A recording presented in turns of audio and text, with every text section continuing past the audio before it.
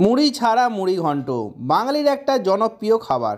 এটা বানানোর জন্য একটা কড়াইয়ে তেল নেবেন, তারপরে তেজপাতা, এলাচ আর দারচিনি দিয়ে দেবেন। এবারে কিছুটা জিরে দিয়ে দেবেন পরিমাণ মতন, আর হালকা আঁচে নাড়তে থাকবেন। তারপরে এখানে দেবে কিছুটা পেঁয়াজ কুচি, তারপরে এটাকে আরেকবার নাড়া শুরু করে দেবেন। হালকা আঁচে নাড়বেন, বেশি আঁচ দিলে এখানে পুড়ে যাবে। তারপরে এখানে দিয়ে দেবেন আদা আর রসুনের পেস্ট, তারপরে আবার সেই নাড়া স্টার্ট করে দেবেন। এবার নাড়তে নাড়তে যখনই এটা পেস্ট তৈরি হয়ে যাবে, তারপর এখানে দিয়ে দেবেন টমেটো কুঁচো। তারপর আর কিছুই কাজ নেই, আবার নাড়া কাজ।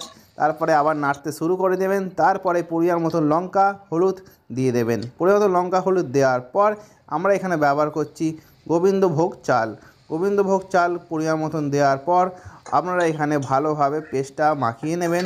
মাখিয়ে নেওয়ার পর আগে থাকতে আলু ভাজা করে রেখেছিলাম, এবার ডুবো ডুবো করে জল দিয়ে দেবেন। তারপর পরিমাণ মতো নুন দেবেন, আর আগে থাকতে ভেজে রাখা কাতলা মাছের মাথাটা এখানে দিয়ে দিচ্ছি। এবার বেশ খানিকক্ষণ ফোটাতে হবে। ভালোভাবে যখন ফুটে যাবে, এখানে আপনাকে দিতে হবে বাদাম।